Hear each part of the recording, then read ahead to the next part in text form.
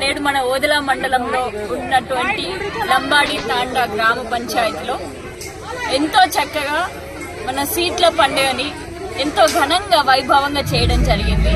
ఇక్కడ ఉన్న మహిళలందరూ కూడా ఎంతో సంతోషంగా వారి ఇంటి నుంచి బుట్టల్ని పట్టుకుంటూ ఎంతో ఆనందాలతోటి నాట్యాలు వేసుకుంటూ తీసుకొని వచ్చారు.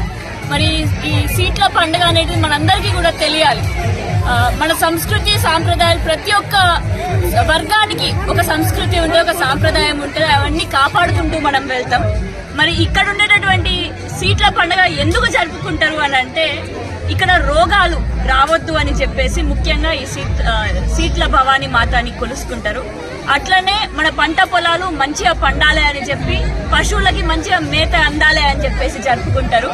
మరి సీట్ల అమ్మవారు అని అంటేనే జబ్బులు దూరంగా చేస్తారు.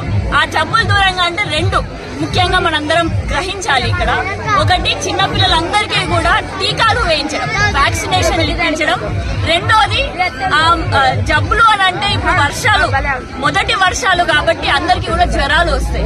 మరి ఆ జ్వరాలు రాకుండా మనం చుట్టుపక్కల ఉండేటటువంటి వాతావరణాన్ని సుభిక్షంగా పెట్టుకుంటూ దోమల నుంచి నివారణ పెట్టుకోవాలి అని చెప్పేసి సీట్ల భవానీ మాత గారు ఈ రోజు ఈ ఫెస్టివల్ అనేది, పండుగ అనేది జరుపుకుంటాం. మరి ఇక్కడికి ఆహ్వానించినటువంటి లంబాడి తాండా ప్రజలందరికీ కూడా ప్రత్యేకంగా నా ధన్యవాదాలు తెలియజేసుకుంటూ, మరి నాంసంపల్లి నుంచి కూడా ఇక్కడికి, నాంసంపల్లి ఓదెల మండలం హరిపురం నుంచి కూడా ఇక్కడికి బీఆర్ఎస్ నాయకులు కూడా తరలి వచ్చారు.